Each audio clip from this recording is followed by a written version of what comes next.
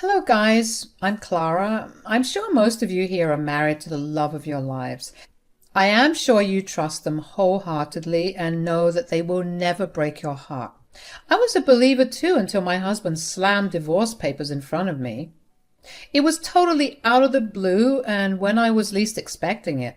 It was supposed to be our time with everything going well in our lives. After suffering for years on my single income, Max's business was finally making big profits. Instead of unwinding and finally enjoying our time together after years of struggle, Max ended up serving me divorce papers.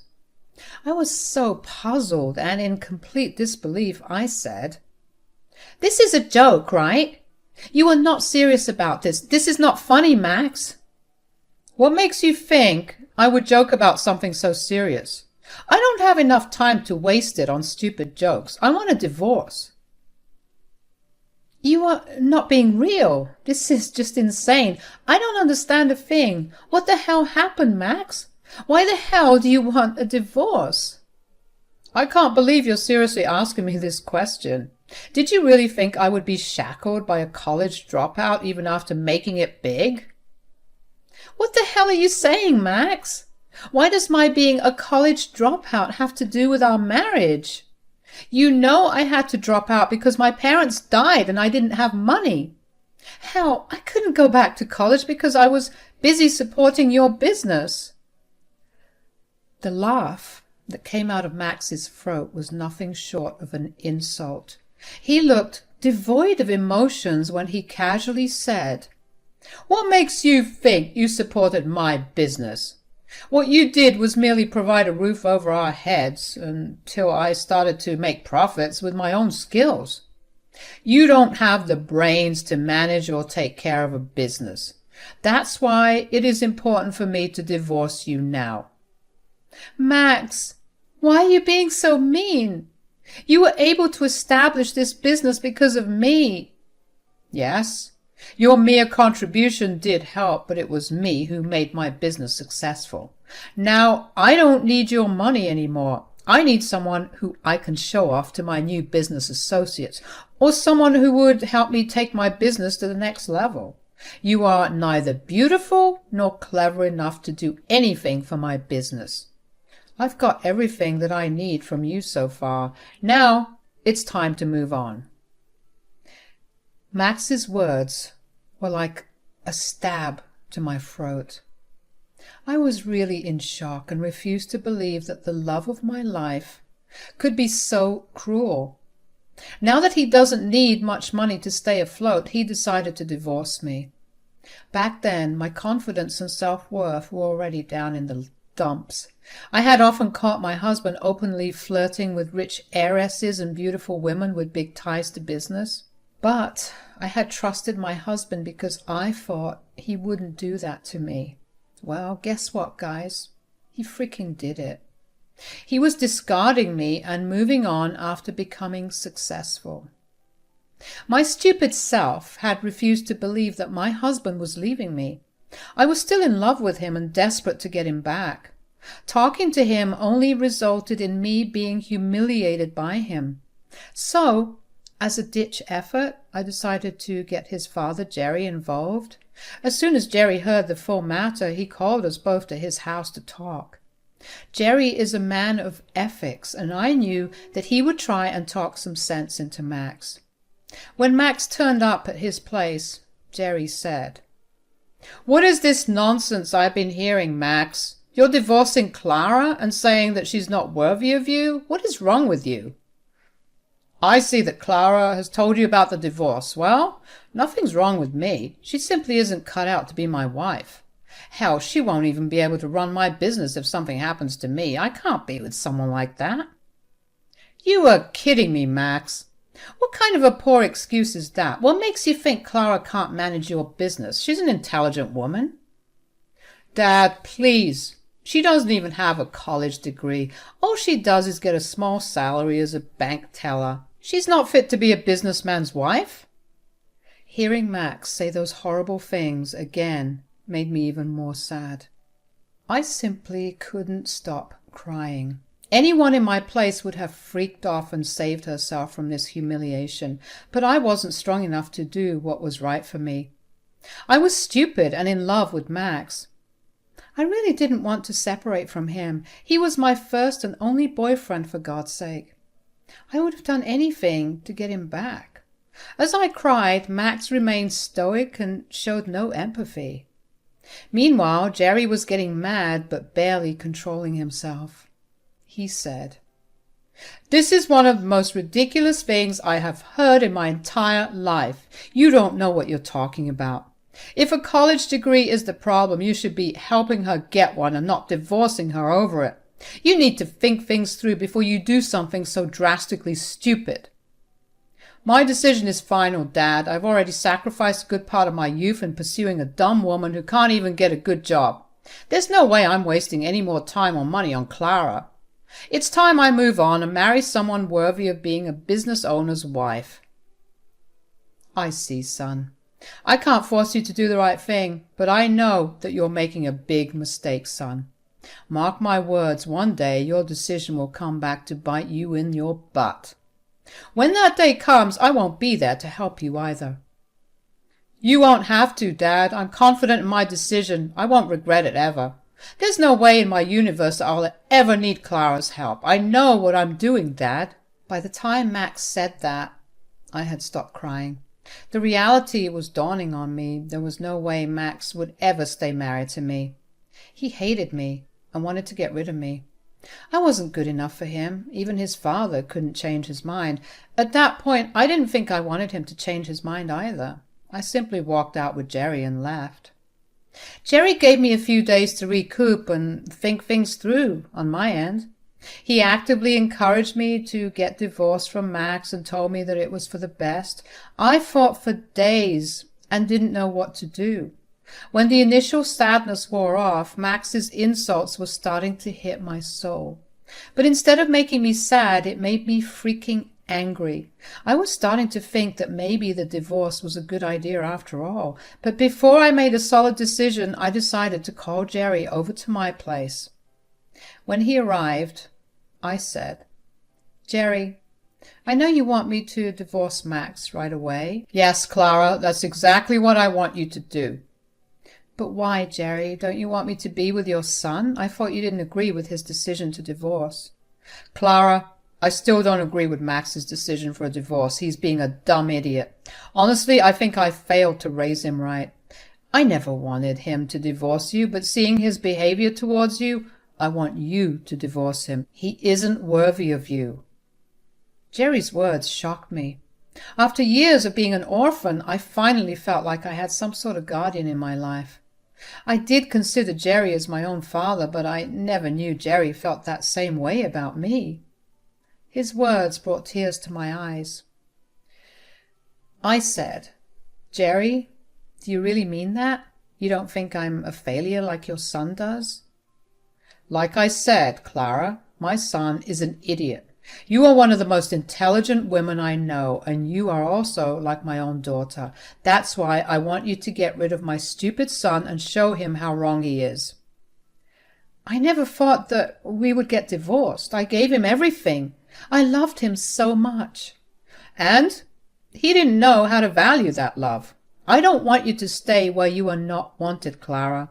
You have more self-respect than that. You can do much better than my son. Don't draw yourself back by fighting this divorce. There are better things out there for you." After Jerry left, I thought hard about what he said. It was true that I no longer wanted to stay where I wasn't valued. Yes, divorce still scared me, but it was necessary.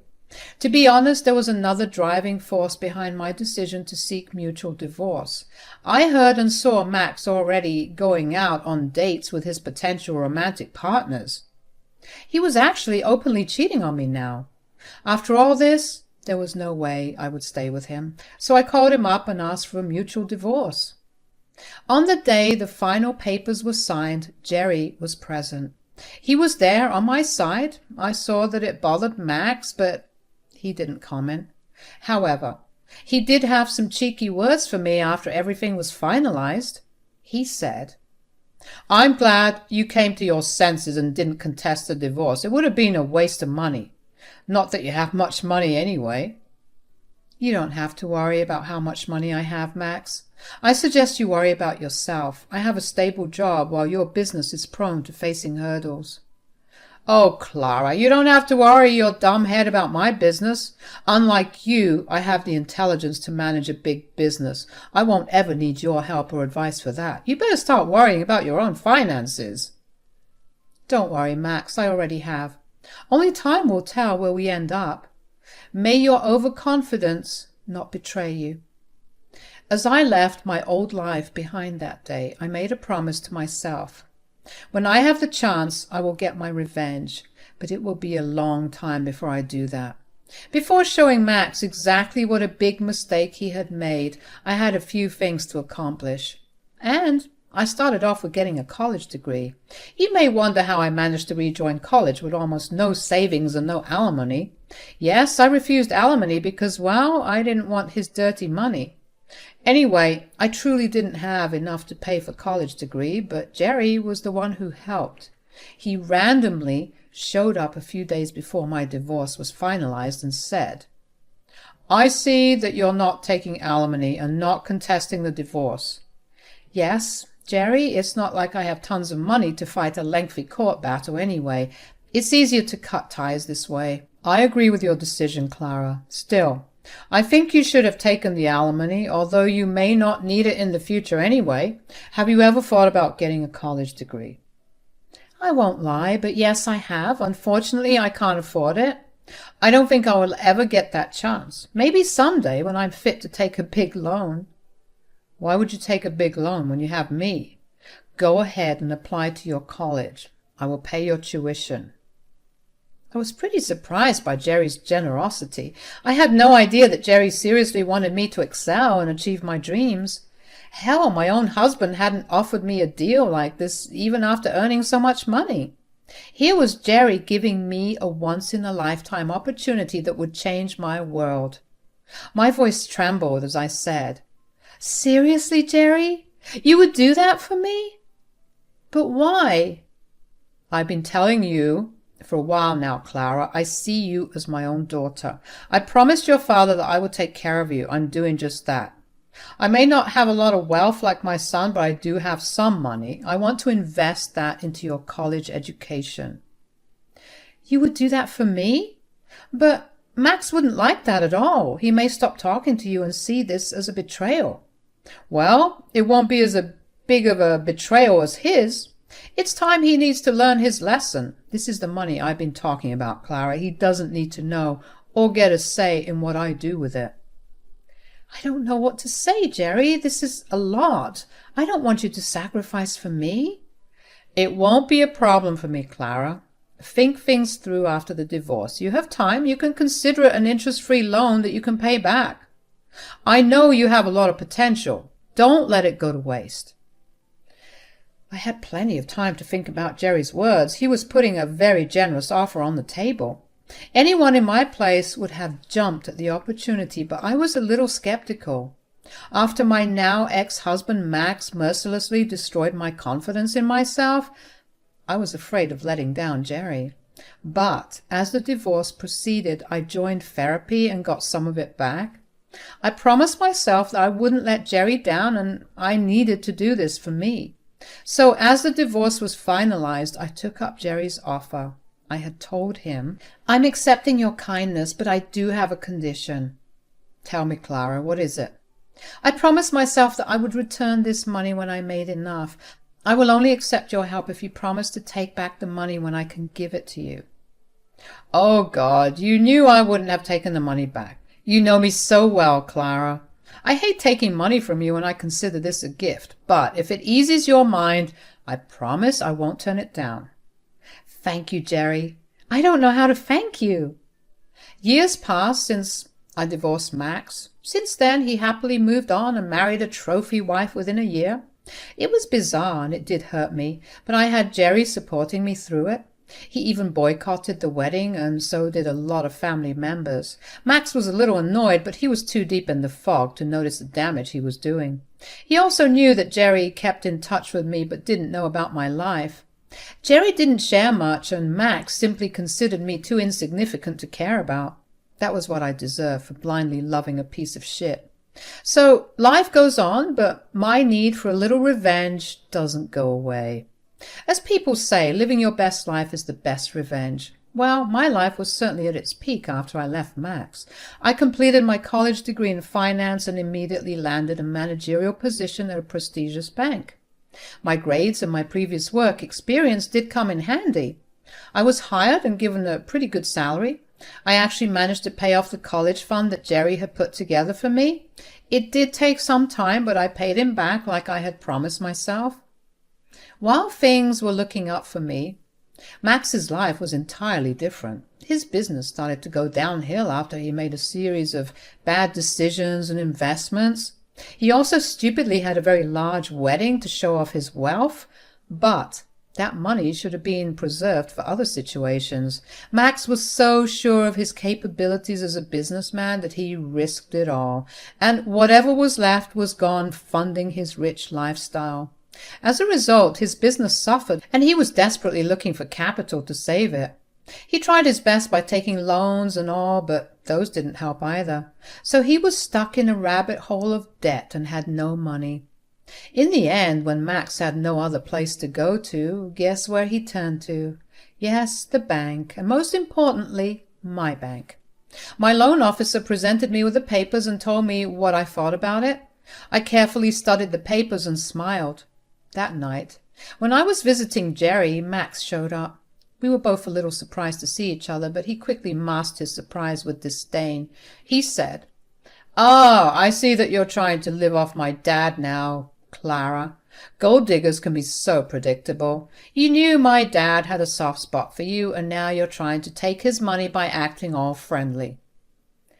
"It's good to see you, Max. I would give you some clarification for your accusations, but I simply don't want to indulge you. I'm here to talk to Jerry." "Dad, you must be stupid to let this woman stay in your life. You need to wise up before she starts to regularly ask you to fund her life. God knows how much you've already given her." It was amusing to see Max say those things about me. Also, it was equally amusing to see him warn his father about guarding his money. The entire situation was just ridiculous because we all knew that the only one needing money was him. Jerry actually laughed and said, "That's some intense projection, Max. Are you salty that I refused to lend you money to save your business? Well, I did warn you about it years ago." "I'm sure he has forgotten it all, Jerry. He has always been so sure of himself. Looks like it has come to bite him back in the butt. Instead of worrying about your dad's money, you should worry about your business more, Max." "You don't know what you're talking about. A high school pass-out can't humiliate me. My business is just facing some challenges. I'll make sure it comes out stronger. As for you, Dad, I don't need your money anymore. I've applied for a loan, and it will get approved soon. After that, I won't have to see the faces of you two. I will see who has the last laugh." Max said that angrily and left in a huff. We knew that we had hit a chord with him, and he was pissed. He didn't want to accept his anxiety and helplessness and still thought that he was above us all. After Max left, all we did was laugh and say, "That was quite a performance. I see that my son is still a dramatic idiot." Some things just don't change, I guess. But will his life change, Clara? Will you approve his loan and save his business? Jerry already knew the answer to that, so I simply smiled at him. I was eagerly waiting for what was about to happen in a few days. I sent out my decision about the loan the next morning. A day later, Max was sitting in front of me in my office. He looked pale, and there were bags under his eyes. He said, "So, you did get a college degree and became the manager here, and you rejected my appeal for a loan?" "That is correct, Max. I am sure you have received the right papers and the apology as well." "I don't want an apology. I need a loan. You can't just reject my loan just because I left you. I will sue you." I simply laughed at Max. He thought that I would put in so much effort to intentionally reject his application. But I was never unprofessional, and Max didn't deserve like 2 seconds of my time. I was only interacting with him because he approached me professionally. Plus, I knew that it was my turn to get the revenge I always wanted. I smiled at him and said, "Oh, Max, go ahead and sue me all you want. You really think I would put in the time and effort to intentionally sabotage you? You are nothing to me. I did what any professional would do at this job. You rejected my loan on purpose. I have a big business and any bank would be happy to give me a loan. You intentionally didn't approve my loan because I ditched you." You must be a special kind of delusional, Max. Everyone knows that your business is about to die. The fact that your credit score is one of the lowest we have seen in a while also helped me make the decision. Hell, even my loan officers were baffled as to why you thought we would approve such a big loan so easily.